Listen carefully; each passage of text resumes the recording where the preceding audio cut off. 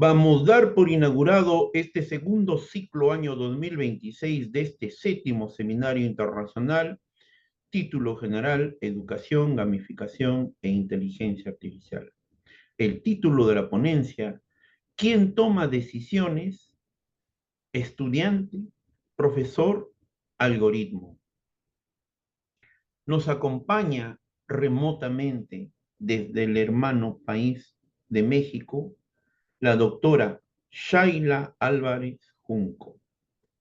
Para el directorio del Instituto Peruano de Inteligencia Artificial y Ciudadanía Digital, nuestras nuevas alianzas estratégicas para este año 2026, colaboradores en el Perú y colaboradores en el extranjero.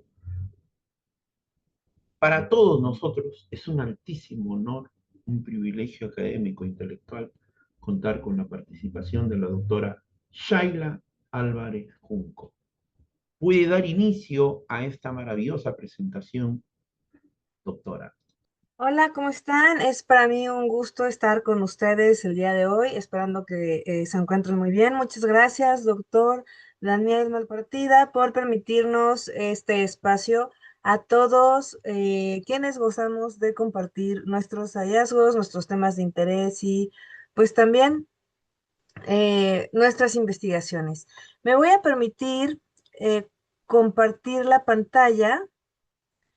Y bueno, pues en un momentito ya la estarán viendo con el tema del día de hoy. ¿Quién toma las decisiones? ¿El estudiante, el profesor o los algoritmos? Ahora que estamos como en este tema de la inteligencia artificial, cómo se usa la información desde Learning Analytics y cómo se brindan algunos soportes teóricos. En México, les saludamos desde México. Yo soy la doctora Sheila Álvarez y bueno, pues en México, em, hace no mucho se hizo un examen de admisión, como se hace cada semestre, cada año, en la Universidad Autónoma de nuestro país, la UNAM. Y bueno, ha sido un tema que viene muy, muy ad hoc como ejemplo de lo que vamos a tratar el día de hoy. Es un tema que ha sido de interés para varios diarios, ha sido noticia tanto nacional como internacional. No es la primera vez que le pasa a una casa de estudios de esta envergadura. La analítica de datos y sus algoritmos en educación nos ponen mucho como de pronto a cuestionarnos una y otra vez qué es lo que estamos haciendo como docentes, como institución, frente a los algoritmos, ¿no? Entonces, bueno, pues 12 filtros fueron burlados y se dice que se hizo trampa en el examen de ingreso de la Universidad Nacional Autónoma de México, y esta universidad pública puso una serie de medidas y restricciones tecnológicas. Se dice por ahí que fueron algunos 12 candados o demás que fueron vulnerados por parte de los estudiantes. Aquí yo quiero hacer como una pausa porque, como ustedes saben, nada es neutro, nada. Ni siquiera un examen para ingreso a la universidad es neutro, y mucho menos ahora que tenemos tantas variables en juego. Pero primero me gustaría explicarles, pues cómo es que se puede llegar a utilizar los datos en educación, no solo en un examen de ingreso, sino también en la trayectoria de manera sistematizada, con información sistematizada en un periodo largo de tiempo. Bueno, tenemos minería de datos en la educación, así como también hay minería de datos financieros y bueno, para las casas de inversiones y demás, también lo tenemos para la educación. Y es ese análisis que se hace para estudiar las grandes cantidades de datos que arrojan los estudiantes, que pueden ser en un examen, que pueden ser desde las conductas que muestran cuando empiezan a navegar en algunos sitios de plataformas virtuales. Y bueno, la meta es descubrir patrones ocultos sobre cómo aprenden los alumnos, y esto lo tomamos mucho en cuenta para analizar el caso del día de hoy. Y y tratar de mejorar la enseñanza, predecir el fracaso escolar, personalizar el apoyo pedagógico. Entonces, quiero que piensen muy bien cómo es que desde el uso de la inteligencia artificial, el uso de los datos, vamos ordenando y cómo vamos priorizando unos datos por encima de otros para poder tener el esquema que nosotros queremos modificar y las conductas a las que queremos llegar o las habilidades que queremos desarrollar. Bien, pues esto inevitablemente nos lleva a la toma de decisión. Y es que nunca como ahora hemos delegado en las máquinas esta toma de decisión. Y esto puede ser un conflicto si no hacemos el ejercicio reflexivo de asumir la responsabilidad que nos corresponde al tomar las decisiones. No porque nos basemos en una tecnología, quedamos libre de esa responsabilidad. Y es que, bueno, antes de que el profesor vea un dashboard, es decir, estas gráficas que se le presentan al profesor en algunas ocasiones, en la mejor de las ocasiones, se le presentan algunas gráficas del perfil del grupo o de cómo ha sido la trayectoria del estudiante para estas certificaciones, o bien que el estudiante reciba alguna recomendación. El algoritmo ya tomó decisiones. El algoritmo ya nos dijo qué variables cuentan como desempeño, qué umbral separa el de riesgo del no riesgo, qué patrones históricos se van a usar para predecir el futuro. Entonces, estas cosas se las estamos dejando, estos temas que son bastante importantes, de pronto se lo estamos dejando a pues la máquina o a la inteligencia artificial y hacer esto de manera continua, nos puede acarrear algunos problemas, además de que nos deshumaniza en el área de, pues sí, de la educación, de la enseñanza. Y bien, pues vamos a tratar de ver cómo es que funciona, ¿no? ¿Cómo es que funciona este entramado de datos, esta analítica de datos? Bueno, los algoritmos identifican estudiantes en riesgo de desertar de acuerdo a los parámetros que se le indiquen al programa que tiene que medir o poner como especial foco, ¿no? Entonces, a partir de ahí, pues el programa arroja algunos datos y entonces se puede fortalecer un sistema de tutoría inteligente en el que la evaluación del desempeño académico permita una predicción de datos a futuro. Todo esto, si no tiene, si en este proceso no hay claridad y no está como el ojo del docente, es muy posible que se lleguen a desvirtuar esta información que nos arroja, en este caso, la IA. Bien, pues se hace un análisis de la efectividad del programa y es entonces que se detectan o no se detectan si hubo plagio o fraude. ¿Esto cómo lo hace? Bueno, pues hace una segmentación de estudiantes de acuerdo a ciertas características, los va agrupando en diferentes clústeres que vamos a ver más adelante, justo este proceso de segmentación que ha sido tan criticado en este caso que fue el examen, se hace un análisis de esta satisfacción y entonces ya se reportan resultados y entonces se tomarán decisiones. Pero las decisiones que se van a tomar se toman una vez que se arroja todo ese output, ¿no? Y bueno, ¿cuáles son las, digamos, pues sí, técnicas más comunes para hacer esta segmentación? Hay una que es muy clásica, que es la clasificación. Esta clasificación permite predecir si un estudiante puede aprobar o no.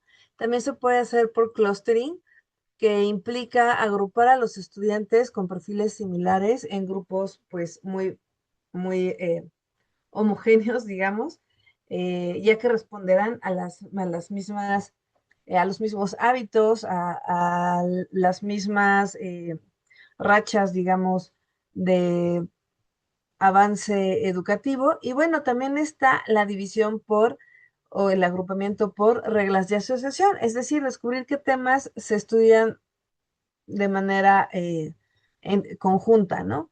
Por ejemplo, quienes dominan álgebra avanzada suelen tener éxito en física. Son estas materias que tienen cierta asociación y entonces donde hay estudiantes, por ejemplo, muy buenos en tal vez pensamiento abstracto, pues entonces tendrán una mayor calificación o un mejor avance en matemáticas y este tipo de cosas donde se pueden cruzar eh, o asociar los saberes, ¿no? También están por serie temporales, que permite analizar la evolución del rendimiento a lo largo del tiempo. Entonces, estas son algunas de las técnicas que normalmente los sistemas de software desarrollados se utilizan o utilizan, perdón, para ir agrupando a los estudiantes y lo que ellos arrojen.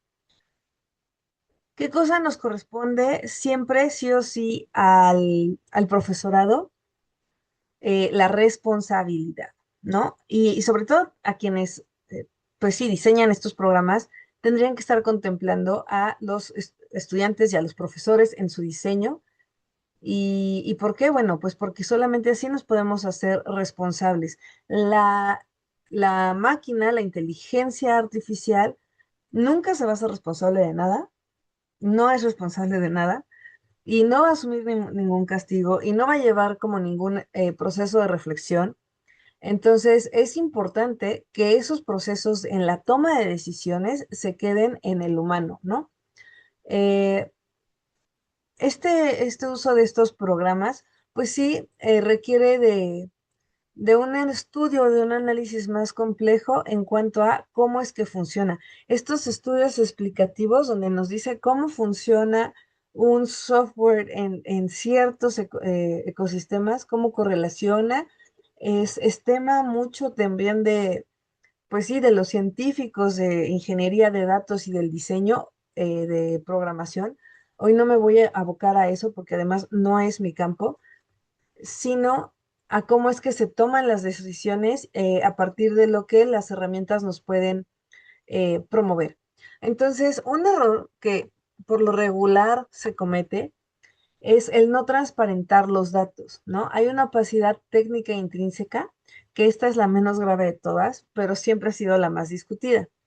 Y esta transparencia de los datos, esta opacidad intrínseca, tiene mucho que ver con la forma en la que de pronto queremos averiguar qué fue lo que salió mal cuando pues hay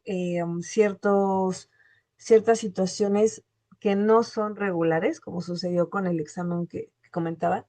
Y es que esta interpretabilidad es post-hoc en la inteligencia artificial. Esto de, bueno, ya lo hice, ya voy a ver, quiero saber dónde está el error. eh, es una tremenda equivocación. ¿Por qué? Porque explicar un modelo complejo de aprendizaje automático después de haberlo creado nos muestra su verdadera lógica interna, ¿no? Pero si bien comparte cómo se construyen estas herramientas, tratar de explicar un modelo que ya está entrenado y que ya llegó a una decisión, donde pasaron más unas variables que otras, de pronto deja fuera el escrutinio de las decisiones que ocurrieron antes de que existiera el modelo. Es decir, cómo es que se ponderaron, cuáles fueron las prioridades que dieron lugar a este modelo. A eso es a lo que vamos. Si desde un inicio no nos ponemos de acuerdo con cuáles van a ser las prioridades y cuando ya sale el resultado decimos aquí algo está mal, es justo porque hemos diseñado esto de una manera opaca, un poco opaca y bueno, pues también poco discutida, ¿no? Entonces, antes de diseñar, se debe plantear qué problema se decidió modelar como riesgo. Es decir, hay que hacer un ejercicio reflexivo donde como docentes o como miembros de la comunidad educativa, sea cual sea el rol que juguemos, tenemos que tener claro cuáles van a ser nuestras prioridades y hacer este ejercicio de preguntas, ¿no? Como estas, por ejemplo, ¿qué problema se decidió modelar como un problema de riesgo? Y de repente todo el mundo dice, es que la reprobación es un riesgo. ¿Y por qué sería la reprobación el problema y no, por ejemplo, la sobrecarga del estudiante? O sea, ¿por qué estamos, dónde pongo mi foco? Porque donde ponga mi foco es de donde voy a sacar los datos que se supone me van a ayudar para resarcir esa situación. Entonces, esto es importante porque esto nos obliga a saber qué datos se van a considerar relevantes y cuáles no. Y ahí ya estamos tomando una posición y desde acá estamos entendiendo entonces que ningún diseño es totalmente neutro. ¿Cómo se etiquetaron los casos de entrenamiento, por ejemplo? ¿Quién decidió qué historial cuenta como éxito y cuál cuenta como fracaso académico? Todas estas situaciones que envuelven al estudiante dentro de un ecosistema, sobre todo digital, es importante que estén enunciadas y declaradas y compartidas. ¿Por qué? Porque si no, luego le vamos a estar buscando tres pies al gato, tratando de entender cómo es que la máquina nos está arrojando estos resultados. Yo acá les pongo pues sí, estos recursos, The Intuitive Appeal of Explainable Machines, que se escribió en el 2018, y desde entonces trataba de explicar pues sí, esta dinámica que se hace con las máquinas y la toma de decisiones y the hidden assumptions behind counterfactual explanations and principal reasons, eh, que justo nos plantean, son dos textos que justo nos plantean eh, esta situación sobre confiar en las explicaciones generadas a posteriori para justificar decisiones algorítmicas y el error lógico y normativo que esto implica, que asume que describir qué hace un modelo equivale a evaluar por qué esas reglas son normativamente defendibles. Es decir, las explicaciones después de la creación de o de la generación de estos modelos algorítmicos, me parece que pueden quedar fuera de lugar si es que no se hizo este ejercicio de describir cómo es que estas cosas funcionan. Y por ahí hay un término que le llamamos caja negra, que es como si nos ocultaran el proceso eh, que hemos desarrollado para tomar eh, estos datos que van a arrojar, ¿no? Algunos de los métodos técnicos más comunes, además, bueno, ya vimos que una de las técnicas es dividirlo, pero, o segmentar, pues, los grupos de donde obtenemos información, pero bueno, ahora uno de los métodos es hacerlo por cortes estadísticos simples o bien por optimización de modelos predictivos o bien por el benchmarking histórico o por el consenso de, el experto o digamos pues del cuerpo docente o de los involucrados, ¿no? Entonces, en los cortes estadísticos simples, pues estos son únicamente cuartiles, ¿no? Que pues son muy fáciles de justificar, se hacen de manera arbitraria y es pues porque se requiere, nada más, ¿no? Tal vez no tiene mucha explicación del por qué uno los va dividiendo así, o tal vez sí la tenga si decidimos hacerlo por promedio, por gustos, por afinidades, por competencias. Bueno, es solo un método. A partir de ahí podemos ver cómo vamos optimizando modelos predictivos cuando el riesgo se entrena con datos históricos y aquí el umbral es el resultado de una decisión matemática sobre qué tipo de errores prefieres cometer. Por ejemplo, si prefieres más falsos positivos o más falsos negativos. Y esta tendrías que estar decidiendo sobre cuál sería la carga o el mayor coste de ese error, de haber decidido de esa forma. Entonces, por supuesto que con esto entendemos que el manejo de algoritmos y el manejo de la inteligencia artificial y del data mining para analítica educativa, sí o sí guarda una postura. Y guarda una postura no solamente educativa, sino también política, ¿no? En ese sentido, el benchmarking, por ejemplo, se usa como referencia lo que en el pasado, ¿qué fue lo que en el pasado predijo abandono o reprobación? Y también se puede hacer o se puede implicar a un consenso experto, ¿no? Que este es el método menos común, pero yo creo que es de los más enriquecedores, donde un cuerpo docente de comités curriculares delibera sobre cuál va a ser el proceso que se va a llevar a cabo y cómo se van a hacer estos cortes, ¿no? El consenso en este experto se basa como en estos expertos, perdón, que normalmente son el cuerpo docente, comités curriculares, a lo mejor por ahí algunos diseñadores, pues ya con esta, todo este entrenamiento sobre aprendizaje personalizado, en fin, ¿no? Como el método Delphi, donde se trabaja a través de comités. Entonces, eh, nos podríamos preguntar si yo programo como docente y como comunidad universitaria, ¿cuáles van a ser las prioridades que quiero que el estudiante tenga pues bien claras y cómo es que lo voy a medir? Creo que también es importante mencionar que el umbral muchas veces no revela quién está en riesgo, sino lo que hace es revelar qué tanto riesgo la institución está dispuesta a reconocer que es dado lo que puede pagar, ¿no? Y insisto, como ejemplo, pues basta ver que si era un problema tener ese puntaje tan alto porque hubo un mayor ingreso, retomando el caso de la UNAM, y pues es insostenible esa currícula, ¿no?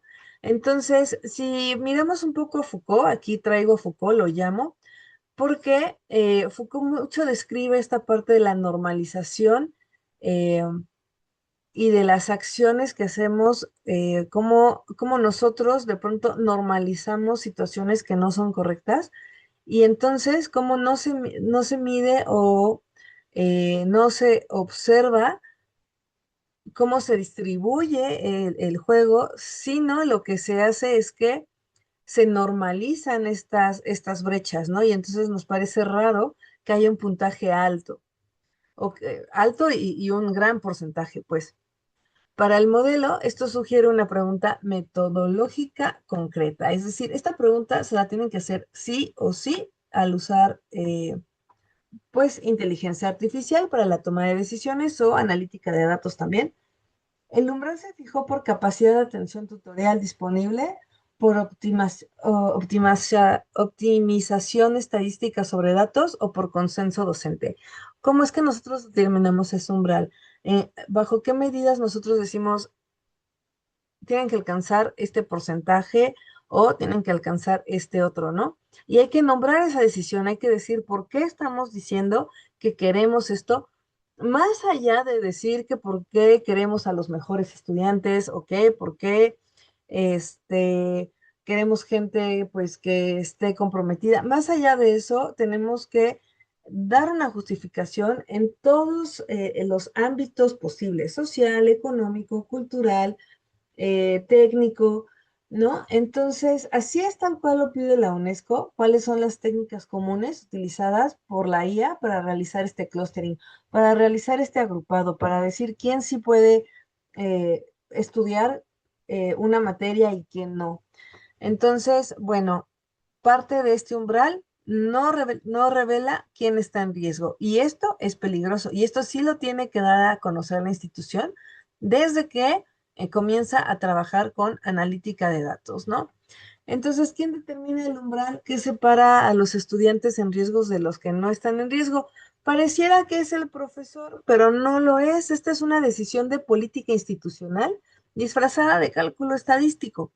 ¿Por qué? Porque en realidad no se les consulta a los profesores, no se les consulta a los estudiantes, pocas veces a los directores y casi siempre el que tiene que tomar la decisión es el área, pues, operativa, ¿no? Eh, Foucault decía esto, ¿no? El dashboard funciona como, bueno, trayendo a perdón, Foucault nunca dijo que el dashboard funciona como dispositivo de vigilancia, pero si te traigo a Foucault a la época de ahora, puedo decir que Foucault normalmente diría que el dashboard, estas gráficas que nos arroja la analítica de datos y la inteligencia artificial funcionan como un dispositivo de vigilancia que no obliga directamente, pero estructura el campo de decisiones posibles. Entonces, estamos decidiendo en un entorno en el que nosotros como docentes no elegimos los parámetros, tampoco elegimos pues esta esta segmentación y esto puede crear problemas, sobre todo en el momento de interpretación de esos resultados, ¿no? Porque pocas veces tienen una justificación, pues, pedagógica. Entonces, aquí hay una palabra que quiero que les traigo el día de hoy, que quiero que la apropien, que se la hagan suya, que se dice trade-off. ¿Qué es el trade-off? Es una decisión en la que para obtener un beneficio mejora de una cualidad, pues debes aceptar la pérdida o renuncia de otra cualidad. Entonces, tal vez acepto más estudiantes, pero con un porcentaje menor, o acepto menos estudiantes, pero con un porcentaje mayor. Mm, y esto se ve mucho en analítica de datos y en la toma de decisiones a partir de estas inteligencias, pues con las que nosotros de pronto nos cobijamos, nos respaldamos, ¿no? Entonces, conectando directamente con el caso de la UNAM, se tiene el trading off en vivo y lo podemos ver. El sistema de supervisión detectó una anomalía estadística que saltó del 3.5 al 16.3. O sea, para empezar, vamos a imaginar esto en términos materiales, pues rebasa por mucho los recursos de la universidad y que tal vez si los recursos de la universidad hubieran sido lo suficientes, esto no se hablaría y esto no sería un problema. El problema es que no hay con qué atender a esta plantilla, ¿no? Entonces la institución decidió actuar con alta sensibilidad y convocar a examen de control no solo a quienes fueron marcados como sospechosos, sino a todo ese rango de aspirantes con puntajes en esa franja para no pasar ningún caso real, pues por fraude. Pero en esta situación, pues ya también se lleva, ahora sí que como dicen en mi país, entre las patas, pues a quienes no hicieron trampa, ¿no? Entonces, digamos que van a hacer un filtro del filtro. El costo de esa elección es exactamente lo que el propio rector reconoció al ofrecer una disculpa. Bajar la especificidad implica que aspirantes honestos queden atrapados en la red de control junto con los tramposos reales. Entonces, no pueden hacer eso. Esa es la misma decisión de diseño que estamos discutiendo sobre el umbral de riesgo. Digamos, yo puse AdaptaQ, pero puede ser, o sea, este es un programa inventado, digamos, en el programa, en el clúster, que le da cierta prioridad a la sensibilidad y que tiene el costo directo de sobreintervenir en quienes en realidad no necesitaban ser intervenidos. Pero como fueron seleccionados, pues entran dentro de eh, digamos, dentro de este capital de la desconfianza, ¿no? Y que con eso, pues, se han hecho de grandes fortunas algunos, desconfiando a través de la tecnología los unos de los otros. Bien, pues entonces puede haber neutralidad en el manejo de los datos. Si no hay neutralidad en la creación, en el proceso de creación de los datos, pues mucho menos en el manejo, ¿no? La respuesta, pues claramente es no, no hay neutralidad y el secreto no es el problema técnico, cuando la organización protege el sistema como inescrutable, ahí está el problema. Cuando la organización no sabe cómo es que se diseñó el sistema para priorizar ciertas respuestas, ciertas actitudes y dejar por debajo a otras, ¿no?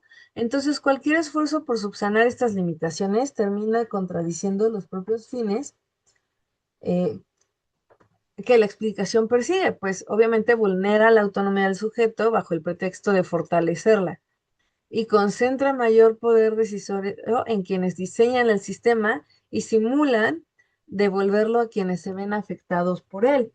Entonces, pues aquellos que saben cómo está hecho el sistema y aquellos que saben cómo este algoritmo funciona, evidentemente, pues están en una ventaja sobre los que no, y entonces estos salen afectados como por doble partida, ¿no?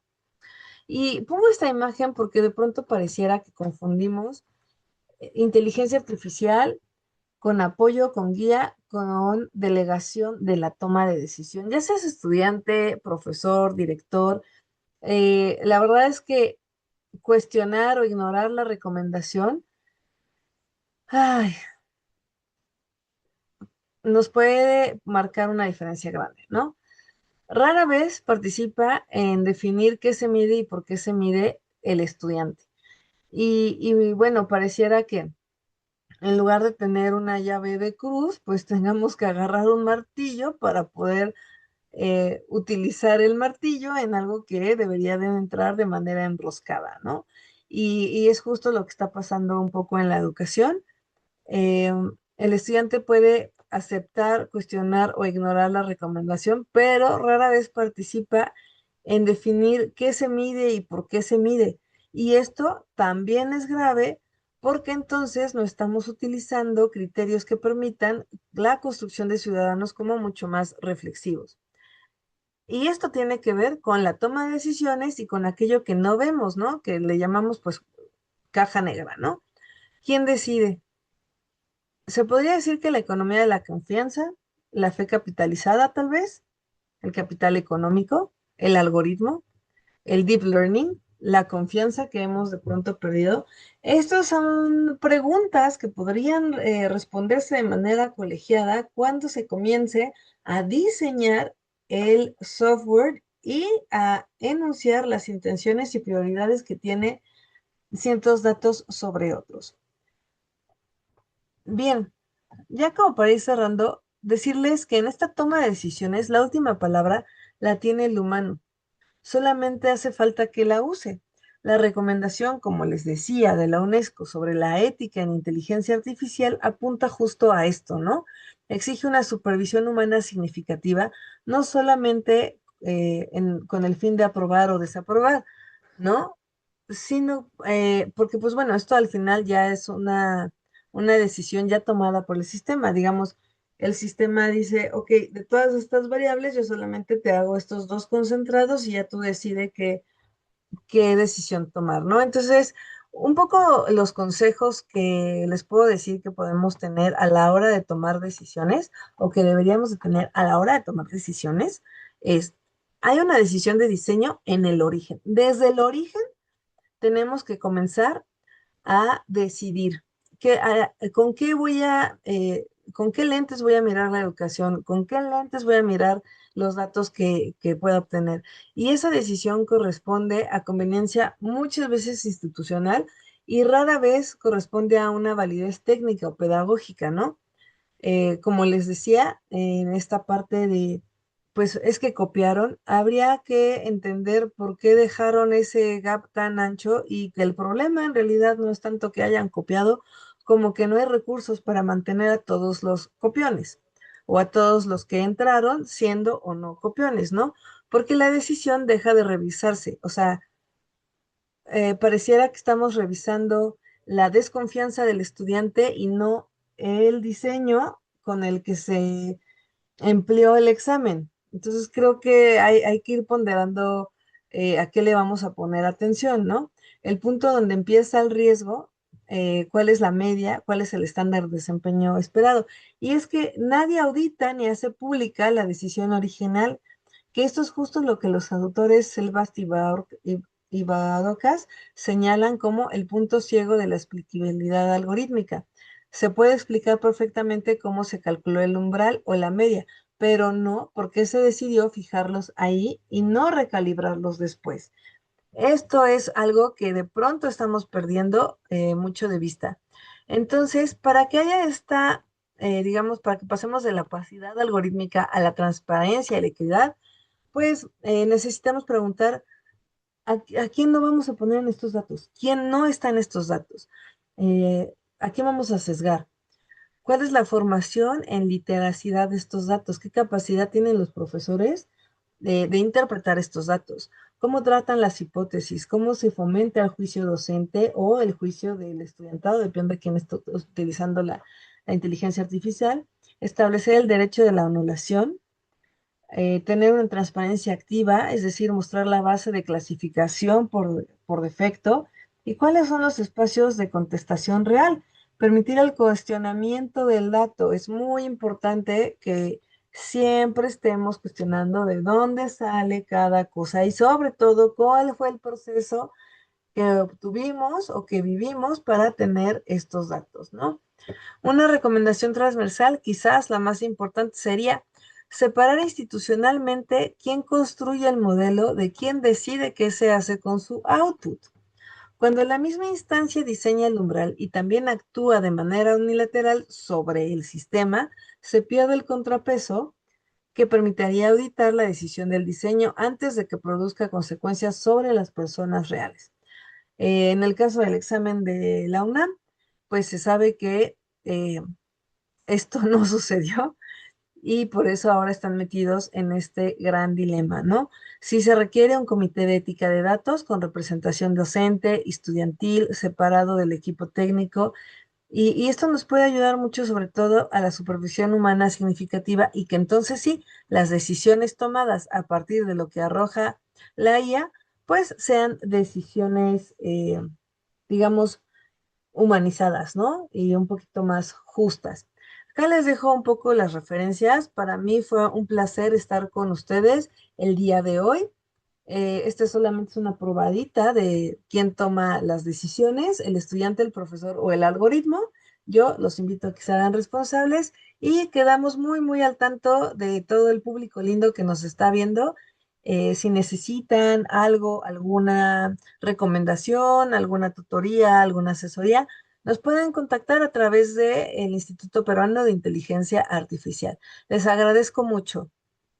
Vamos a dar por clausurado este segundo ciclo año 2026 de este séptimo seminario internacional, título Educación, Gamificación e Inteligencia Artificial. El título de la ponencia: ¿quién toma decisiones? Estudiante, profesor, algoritmo. La misma que estuvo a cargo por la doctora Shaila Álvarez Junco. Ella nos ha acompañado remotamente desde el hermano país de México. Para el directorio del Instituto Peruano de Inteligencia Artificial y Ciudadanía Digital, nuestras nuevas alianzas estratégicas para este año 2026, colaboradores en el Perú y colaboradores en el extranjero, para todos nosotros siempre es un altísimo honor, un privilegio académico e intelectual contar con la participación de la doctora Shaila Álvarez Junco. Saben que se pueden suscribir al canal de YouTube del Instituto, Instituto Peruano de Inteligencia Artificial, Ciudadanía Digital, las dos palabras CD abreviado, donde ustedes pueden encontrar otras presentaciones maravillosas de la doctora Shaila Álvarez Junco. Un abrazo muy fuerte, doctora. Muchas gracias por esta maravillosa presentación.